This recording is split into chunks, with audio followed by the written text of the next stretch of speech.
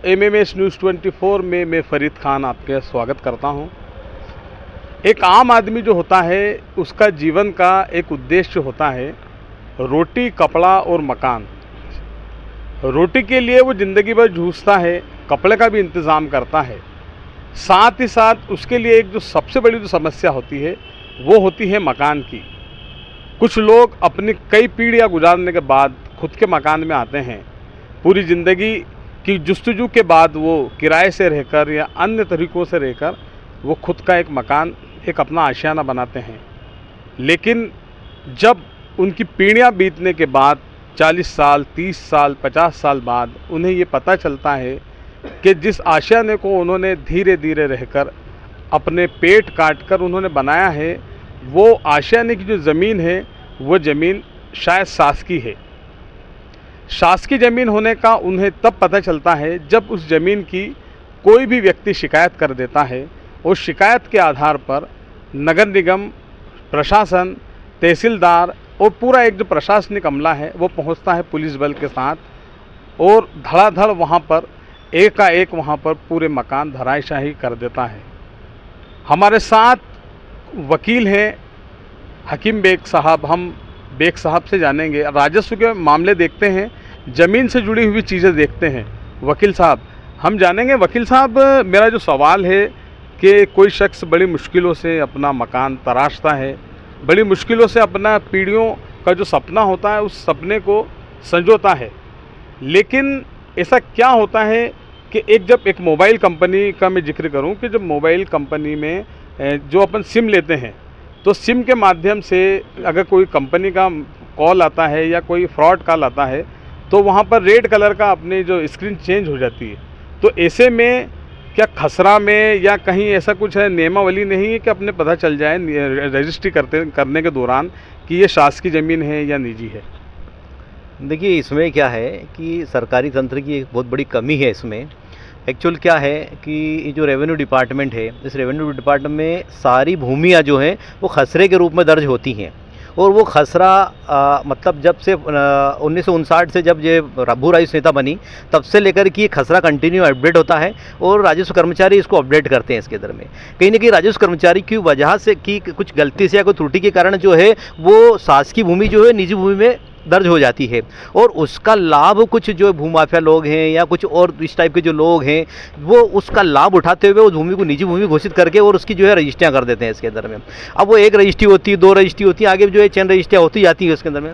और सपोज करो कि उस पर कोई कॉलोनी निर्माण हो गई या कोई भवन बन गया या कोई भी जो है उसमें वो स्ट्रक्चर बन गया। अब क्या परिस्थिति बनती है, जब पुराना रिकॉर्ड निकलता है तब देखा जाता है तो ये पता लगता है कि ये भूमि तो फला साल में जो है शासकीय भूमि थी और फिर उसके बाद की जितनी रजिस्ट्रियाँ होती हैं वो सब रजिस्ट्रियाँ कैंसिल हो जाती हैं। वो जितने उसकी अनुमतियाँ होती हैं सरकारी विभाग, वो अनुमतियाँ कैंसिल हो जाती हैं।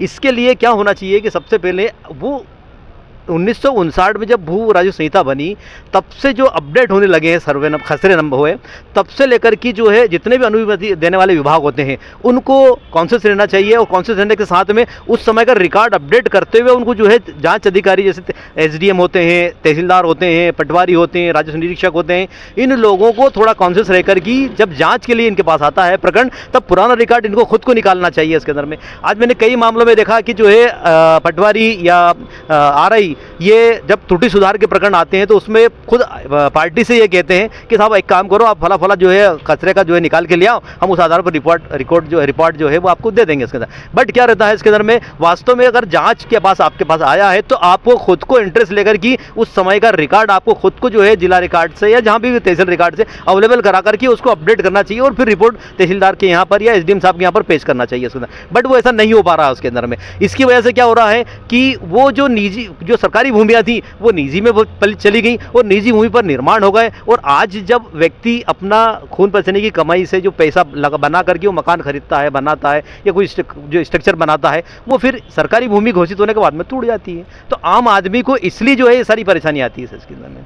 अच्छा, जैसे जो खसरा में कैफियत का एक तो जिक्र है, उस कैफियत के माध्यम से पता चल जाता है कि ये शासकीय भूमि है या निजी है या किस तरीके की भूमि है। तो उसके बावजूद भी मतलब ये इस तरीके से लोग अनभिज्ञ क्यों रहते हैं? देखिए, इतने विभागों के माध्यम से पंजीयन विभाग जो होता है, जो रजिस्ट्रार कार्यालय से रजिस्ट्रियाँ होती है या तहसीलदार या नगर निगम कई चीज़ों से गुजरता है, उसके बाद फिर रजिस्ट्री होती है। फिर एक ऐसा क्या होता है वकील साहब कि लोगों के साथ ये धोखाधड़ी या उनके साथ एक ठगा हुआ काम होता है। देखिए, भू राजस्व संहिता में खसरे को मेंटेन करने के लिए स्पष्ट प्रावधान दे रखे हैं इसके अंदर में, और जितने भी राजस्व कर्मचारी हैं, राजस्व अधिकारी हैं, ये उनका कर्तव्य होता है कि उसको मेंटेन करके रखें। अब सरकार कुछ जागी है और कुछ इस टाइप के जो है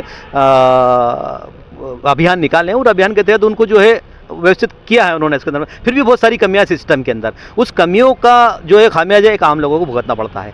एक्चुअल क्या है, खसरे में एक भू राजस्व तो भूस्वामी का जो है कॉलम होता है, एक कैफियत का कॉलम होता है, और लगान वगैरह के अलग अलग कॉलम दिए रखे हैं इसके अंदर में। इसमें पटवारी को अपडेट करना पड़ता है शर्त में। कहीं ना कहीं पटवारी अपडेट करने में वो त्रुटि हो जाती, भूल जाती, रह जाते हैं। कई मामलों के अंदर हमने देखा है कि पटवारी किसी नाम किसी और का होता है और किसी और का चढ़ जाता है। अब चूंकि एक बार अपडेट हो गया और वो ऊपर तक चला गया, फिर उनके हाथ में नहीं रहता है वो, क्योंकि एक आईडी होती है, उस आईडी से उसको अपडेट करना पड़ता है। उसके बाद में फिर दुरुस्ती के लिए फिर लोगों को जो है वहाँ एसडीएम कार्यालय, तहसील कार्यालय के चक्कर लगाना पड़ते हैं। वो जो खसरे के कॉलम में जो अपडेट होता है, गलती से जो त्रुटि हो गई, उसकी वजह से जो है सारी ये स्थिति पैदा होती है जो आप बता रहे हैं इस टाइप की। इसके अंदर में रही बात ये कि रजिस्ट्रार कार्यालय में जो रजिस्ट्रियाँ होती हैं, वो वर्तमान खसरे को देख करके रजिस्टर कर देते हैं। रजिस्ट्रार को एक ही दिक्कत ये रहता है कि जिस तारीख के दिन रजिस्ट्री हो रही है, उसमें उस दिनांक को वो भू स्वामी है या नहीं जो बेचवाले उसमें, बस वहां उनको ये देखना पड़ता है। वो ना तो टाइटल के संबंध में देखते हैं, ना ये देखते हैं कि इसका पुराना भू मालिक कौन था,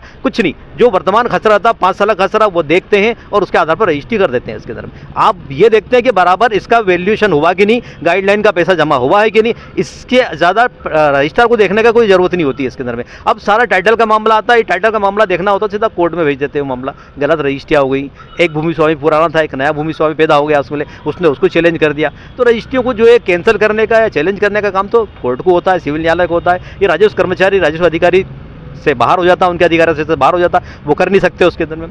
तो इस तरीके से जो है शासन को या रजिस्ट्रार विभाग को ये रजिस्ट्रियाँ जो जिस तरह से फ्रॉड रजिस्ट्रियाँ हो रही हैं, या जिस तरह से कुछ फ्रॉड वसीयत हो जाती हैं, कुछ दान पत्र हो जाते हैं फ्रॉड, इसके लिए कुछ एक सिस्टम बनाना चाहिए। अभी 02 संपदा 02 जो अभी चल रहा है इसके अंदर ना, संपदा 02 के अंदर भी बहुत सारी खामियां हैं। अभी सरकार ने जो है लॉन्च जरूर कर दिया उसके अंदर में, पर उसके लिए इतनी बड़ी परेशानी है कि सबसे पहले तो खरीदार को, विक्रेता को, और 2 गवाह होते हैं रजिस्ट्री के, उन दोनों को अपने अपने मोबाइल अपडेट कराना पड़ेंगे। उसमें अब मोबाइल में अगर आपका अपडेट नहीं याद हुआ और कहीं और दूसरे मोबाइल नंबर अपडेट है उसमें, अब आपके पास में एक ओटीपी आएगा, और वो ओटीपी की वजह से जो है, अब अगर आप ओटीपी नहीं आया आपके पास में, तो संपदा 02 0 है, आपके लिए कोई मतलब ही नहीं उस संपदा 02 का इसके अंदर में। तो ये सरकार की की कमियां हैं, ये खामियां हैं, इसकी वजह से जो है ये संपदा 02 सक्सेस नहीं हो रहा, चल भी नहीं पा रहा संपदा 02 इसके अंदर में। अच्छा सर, जैसे ये है, एक तो ये हुआ विषय, दूसरा कि चाहे धर्मस्व विभाग की ज़मीन हो, या वक्फ बोर्ड की हो, या नजूल की हो, या शासकीय अन्य विभागों की ज़मीनें हों, उसके बावजूद भी जो बड़ी बड़ी जो ज़मीनें होती है वहाँ पर अलग अलग तरीके से रजिस्ट्रियाँ कर दी जाती है। अभी उज्जैन का एक विषय सामने आया जिसमें उन लोगों के पास 70 साल की ज़मीन के रिकॉर्ड थे, चेन रजिस्ट्रियाँ थी।